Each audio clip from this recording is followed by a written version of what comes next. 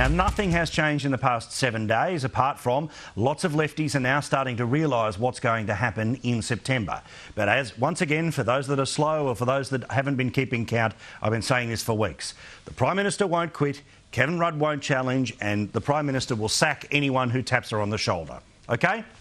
Nothing else has changed, nothing else will change, and we'll be talking about nothing else for the next few days.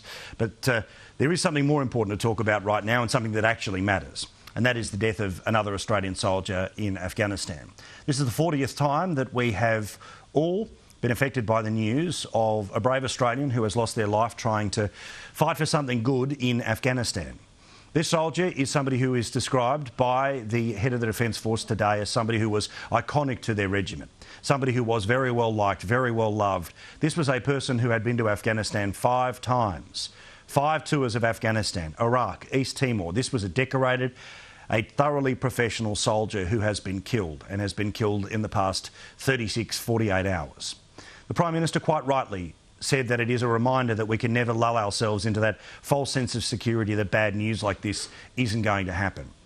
Sadly, it probably will happen again before the end of the year when our troops are out.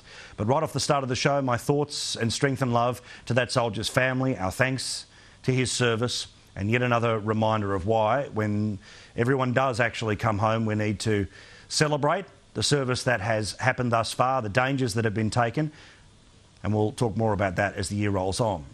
But also, this soldier represents the 250th soldier who has been very seriously injured in Afghanistan. That's why there are great charities like Soldier On. I recommend that you go and check them out and the work that they do, particularly with soldiers who have returned from this specific conflict. But another heartbreaking element about what has happened here today is that the best part of 12 years on from when we started fighting the war in Afghanistan, 12 years on when the 1st, the 2nd, the 3rd, the 4th, the 10th, the 15th, the 20th, the 25th, the 30th, the 35th and now 40th Australian to die in Afghanistan. In the years that have gone on since we first went in there and went after the Taliban and did very good work. The world got distracted and we went off to Iraq. We never should have done that. But now we're at a scenario where, 12 years after going into Afghanistan, Allied forces, including and led by the United States, are actually in peace talks right now with the Taliban. The very people that we should have wiped off the face of the earth, and we're now having peace talks and ceasefire talks with them. There is no Australian soldier who dies in vain. There is no Australian soldier who even gets anywhere near that.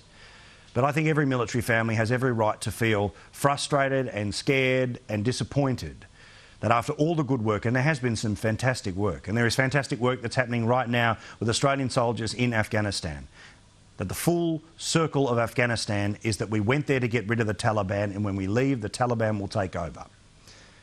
That is the sad reality of what has happened in Afghanistan, and yet another reminder about the tragedies of getting distracted in the early 2000s with a boondoggle and a deadly boondoggle in Iraq.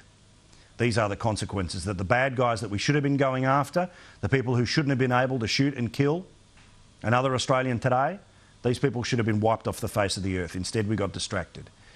And that was a true shame on our leadership that was there at the time and people who cheered that war on. Keen to know what you think. The hashtag PMLive, email pmlive@skynews.com.au. Again, my thoughts, prayers and all the strength and love go to a family who are suffering the first night of what is going to be the rest of their lives with loss, sorrow and pain. Again, we thank your boy for his service.